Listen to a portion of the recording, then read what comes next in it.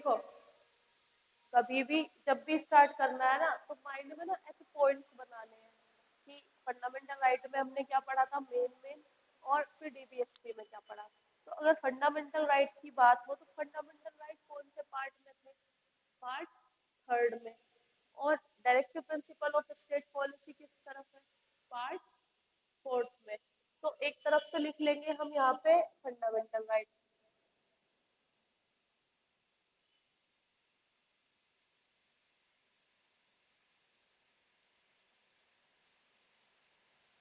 Fundamental rights और इधर लिख लेंगे directive principle of state policy.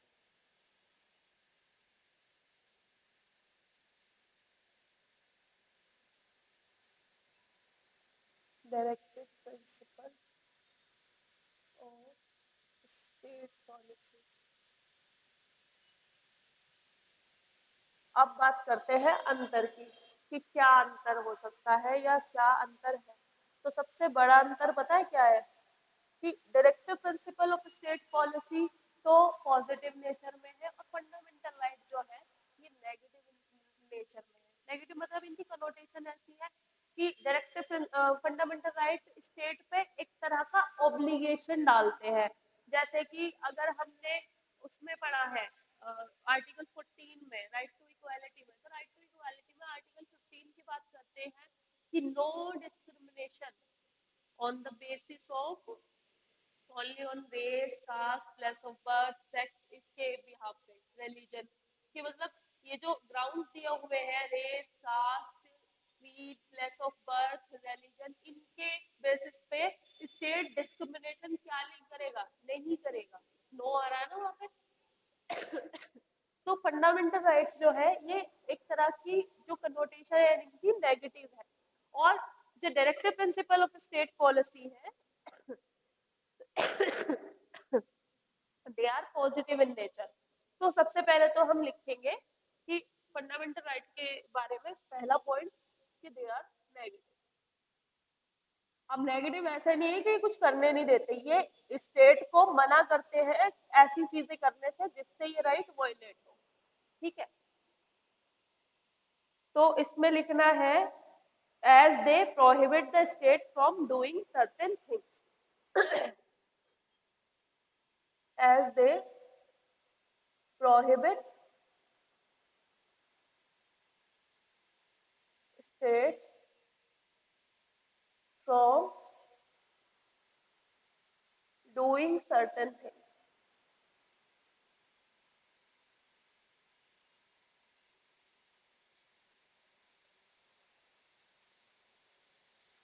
ठीक है, अगर हम डायरेक्टिव प्रिंसिपल की बात करें तो बेटा ये पॉजिटिव है नेचर में।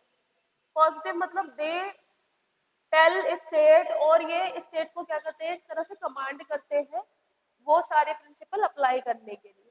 तो इसमें लिखेंगे as they require the state to do certain thing.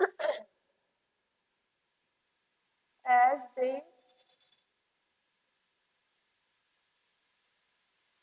Require state to do certain things.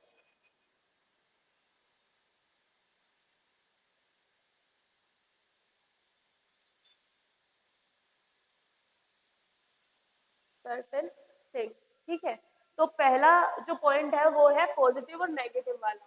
Fundamental right negative nature में रहते हैं क्योंकि ये स्टेट को प्रोहिबिट करते हैं, स्टेट को मना करते हैं कि कुछ चीजें आपको नहीं करनी है। जैसे कि आपको किसी की फ्रीडम ऑफ स्पीच नहीं किसी हाँ किसी की राइट टू लाइफ और पर्सनल लिबर्टी नहीं आप ले सकते, किसी को आप अरेस्ट नहीं कर सकते हैं विदाउट एनी यू नो कि उसको लीगल वो जो आर्टिकल 20 कितने में लिखा हुआ है अरेस्ट वाला।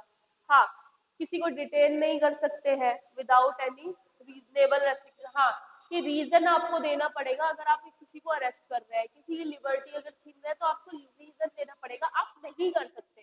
तो ये एक तरह से लीगल ऑब्लिगेशन डालता है स्टेट पे और उसको मना करता है ऐसी चीजें करने से जिससे किसी की फ्रीडम छीनी जाए, है ना, ये तो मना करता है।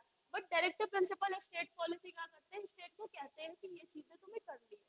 ठीक है, हाँ, कौन सी वाली? जो हमने कहाँ से कहाँ तक पढ़ी है बेटा? जो directive principle of state policy के आर्टिकल कहाँ से कहाँ तक है? 36 से आर्टिकल 51। जैसे कि ये आर्टिकल 38 में बात करता है वेलफेयर स्टेट की। वेलफेयर स्टेट की मतलब कि स्टेट को जो है लोगों के यानी कि जन कल्याण के लिए पॉलिसीज बनानी है, तो ये कहता है करने के लिए। ठीक है, समझ आ रही है बात क्या कह रहा है?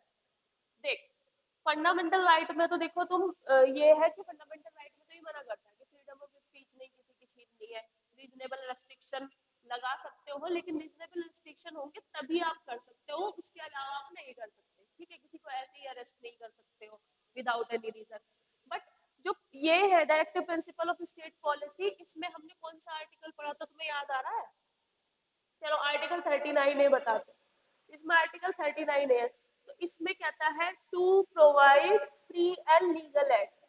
तो ये पॉजिटिव इन नेचर है, to provide free and legal aid, यानी कि स्टेट क्या करेगा, सिटीजन्स को फ्री और लीगल एड प्रोवाइड कराएगा, तो ये positive in nature.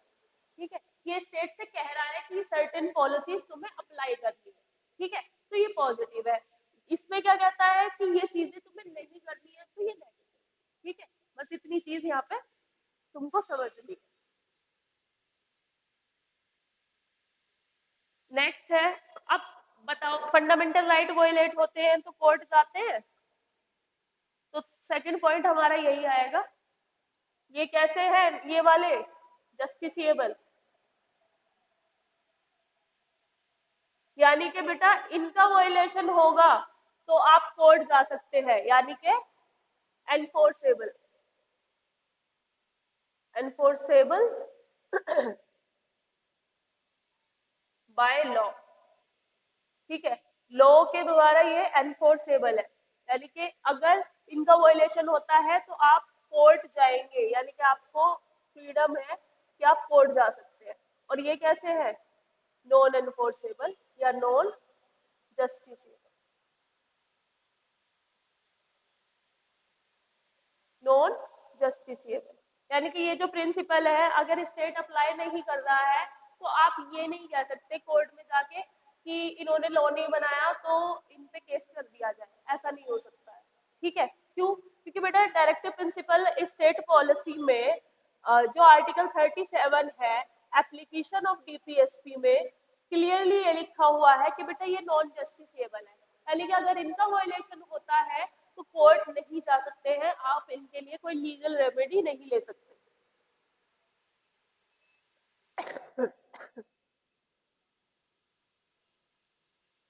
Application of DPSP में। ठीक है, अब ये समझ आया कि लीगली ये तो एनफोर्सेबल है, लीगली अगर इनका वायलेशन होता है तो आप कोर्ट जा सकते हैं, बट ये लीगली नॉन एनफोर्सेबल है, नॉन जस्टिसेबल है, इनका वायलेशन होता है तो आप कोर्ट नहीं जा सकते और ना ही आप लीगल रेमेडी ले सकते हैं। ठीक है, बहुत सारे केसेस है वो भी मुझे कराने हैं तुम लोगों को। थर्ड पॉइंट इसका आता है, अब थर्ड पॉइंट क्या ही आएगा,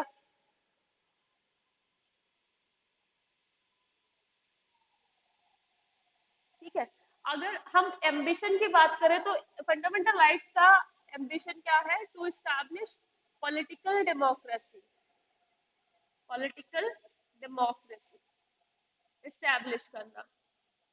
ठीक है, कंट्री में एक पॉलिटिकल डेमोक्रेसी स्टैब्लिश करना, political democracy.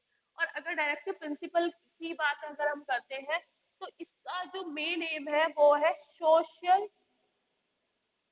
Social and economic democracy establish करना, यानी कि इसका तो मतलब है फंडामेंटल राइट्स का जो मेन एम है वो तो है पॉलिटिकल डेमोक्रेसी कंट्री में स्टैब्लिश करना, और directive principle of state policy का जो मेन एम है वो है कि पीपल जो है कंट्री के जो सिटीजन है वो सोशली और इकोनॉमिकली उनकी जो डिमांड्स है वो फुलफिल हो सके, सोशल एंड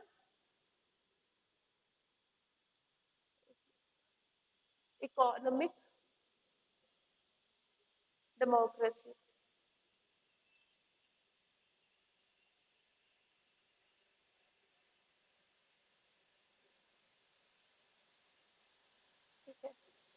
इसमें आ जाएगा पॉलिटिकल डेमोक्रेसी, उसमें आ जाएगा सोशल एंड इकोनॉमिक डेमोक्रेसी।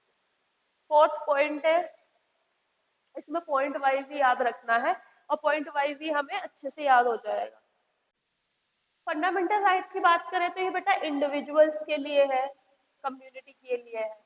तो इसमें तो लिख सकते हैं कि they promote welfare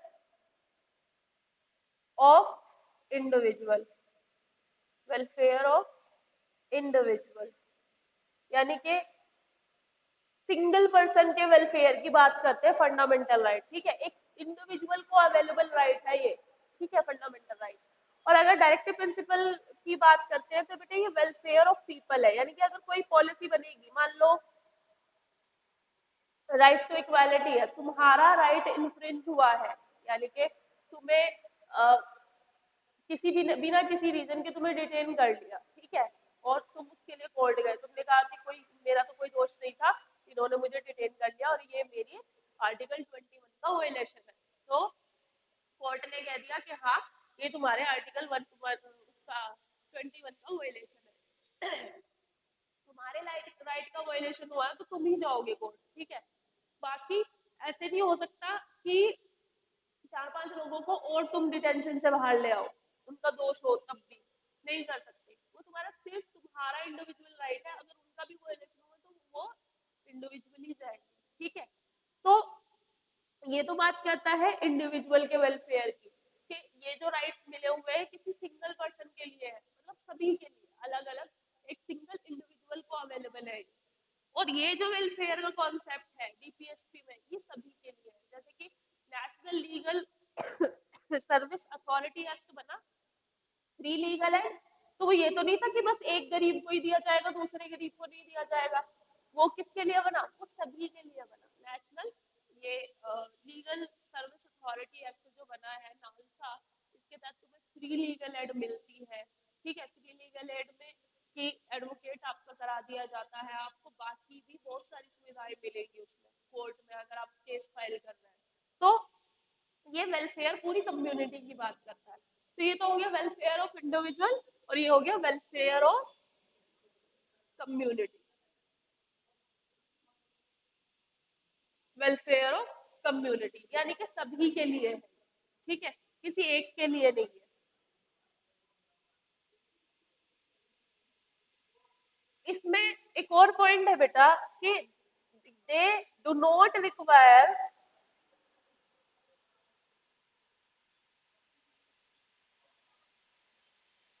any legislation, मतलब इनको अगर आपको एनफोर्स कराना है तो आपको किसी लॉ की पर्टिकुलर जरूरत नहीं है, मतलब कोई लॉ नहीं बनवाना इनके लिए, इनको एनफोर्स कराने के लिए कोई लॉ बनवाने की जरूरत नहीं है। दे आर ऑटोमेटिकली एप्लीकेबल, ठीक है, ऑटोमेटिकली एप्लीकेबल और इन्फोर्सेबल।